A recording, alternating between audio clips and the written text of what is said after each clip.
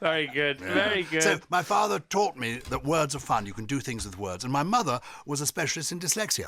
Right. She was a pioneer in helping children with dyslexia in the 1950s and 1960s with a great man called MacDonald Critchley, and spent her time trying to do remedial English with children who have found words difficult. So I was brought up with two sides of it. One who was a great wordsmith and somebody else who realised words are important, and if you can't use them, it can be difficult in life. Frustrating. It's so frustrating. But it's so funny, though, because, linguistics is a thing. It's what separates us from other species. There's imagination, there's the ability to communicate, and there's free will, isn't it? That I think they're the three things that sort of separate us from the rest of the animal or mammalian kingdom. But because we've got twins now, right? So they're just approaching 15 months. Okay, so they're 15 months old on the 19th of December. Sorry, 21st of December. And no, because my sister-in-law had a baby 2 days before, and I always get confused. Which is dyscalculus, by the way, dyscalculia. Yeah. But they can't quite speak yet. However, they can entirely communicate. Well, there's been a lot of work done on this, and if you speak rhythmical poetry to your babies before they're born, in the 3 months before they're born, and immediately after they're born when they're small, rhythmical poetry, if you speak it to them, they will pick up language sooner and quicker and better, and they'll learn to read sooner and better and write sooner and better. Just the rhythmical nature of the words coming to them. I met Judy Dench recently, and she told me, I said, what did you first learn when you were a little girl for poetry? She said, Shakespeare. I said, no, I mean when you were sort of 3 or 4. She said, well, I think it was either Sonnet 22 or Sonnet 100. I said, no. And she said, yes. And apparently you can learn Shakespeare when you're very small. The rhythm of Shakespeare is written, the iambic pentameter is the rhythm of your heartbeat.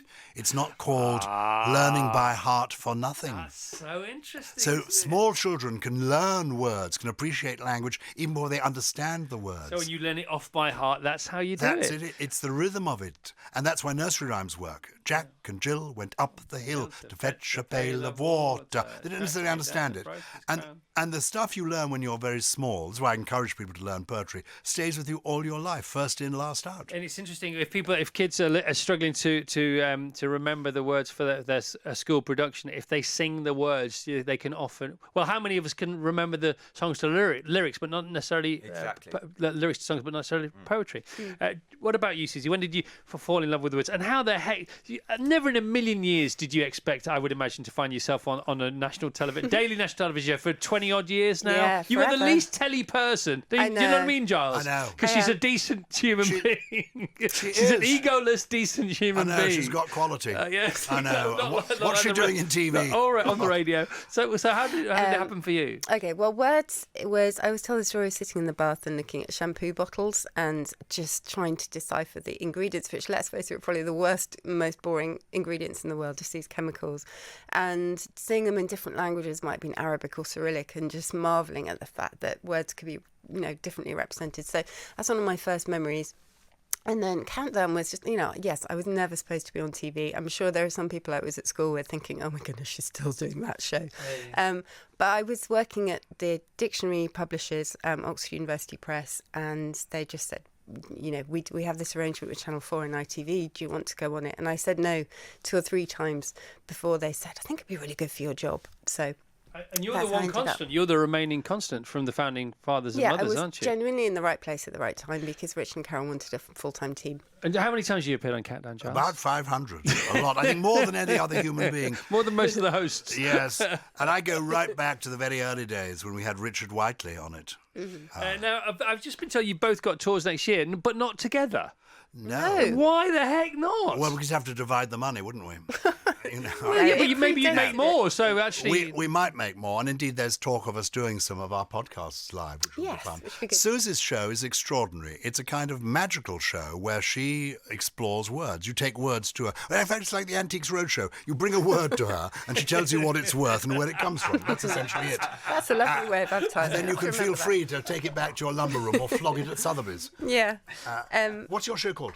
It's The Secret Lives of Words, and it's just, just funny videos, mistakes in English, little brief history of swearing, why we swear, why we need to swear. Oh, that's interesting. It's just best subject in the world, that one. And it's just you know can what just I tell think? they're filling She's the made me audience. talk I love it. language I never knew that I knew.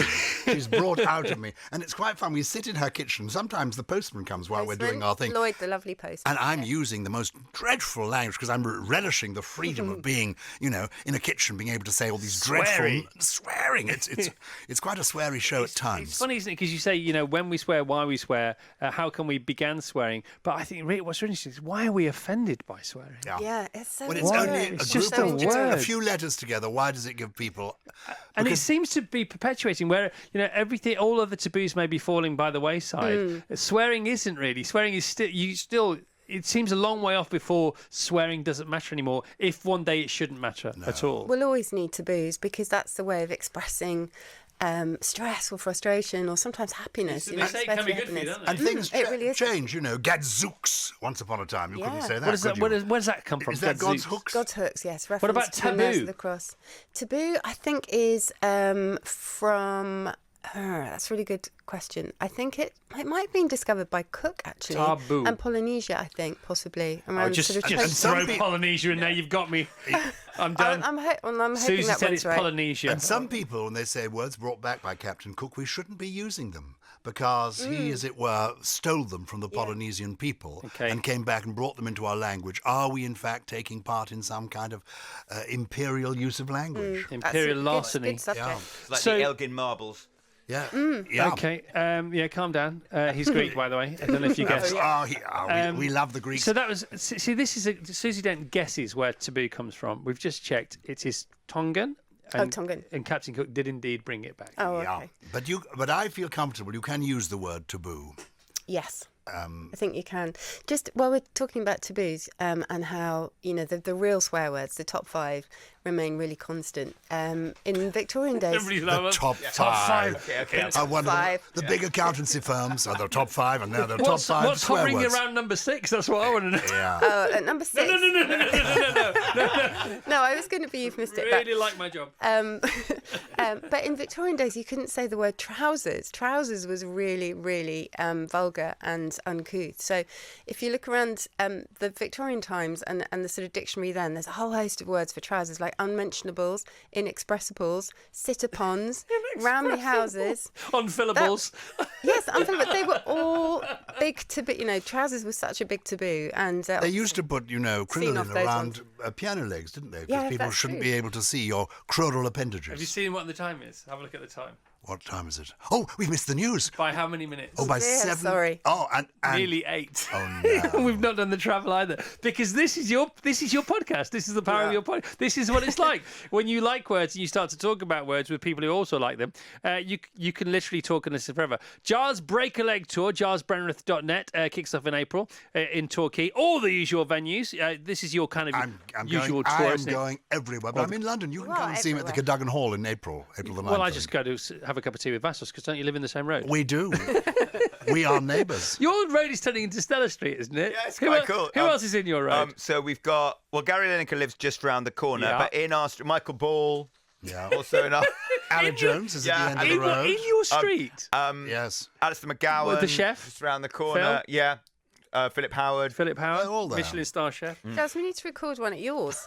Yes, we could. Just inviting your neighbours. But will you get the security clearance, given that the maybe people not. at Vassos knows? Have you seen the time now? Oh, goodness. Oh, sorry.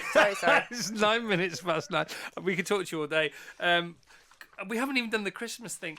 You live in Oxford still, don't you? I do. Can you not come in again before Christmas? We'd and love do to come in. Christmas let's special. let's do some homework. And I want to tell you about the words introduced to the language by Charles Dickens, who in many ways invented the modern Christmas. All right. 120 years later, we're still using Dickens's language We are. We to absolutely describe are. our Christmas. We all live in Slummocks. Charles's Christmas world, don't You we? know, bah humbug. Yeah, let's do all this. Can you come back in, or are you away for course. Christmas? We were, but we're coming back. The week before Christmas, The maybe? week before Christmas, we that will right, be with Susie? you, Chris Perfect. Evans. Okay, that is fantastic.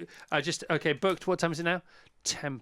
Okay. Sorry. It's not your. No, it's my. I'm in charge of the show. I just love you two so much. Uses the language loosely, doesn't it? I'm in charge of the show. Bless. No, well, I'm not. But anyway, I can dream the dream. Right. So let's give the podcast one more plug. So here we go. You can download all current 37 episodes right now on all podcast platforms. Something Rhymes with Purple. We had Gyles Brandreth and Susie Dent with us. Thank you, guys. The Chris Evans Breakfast Show with Sky.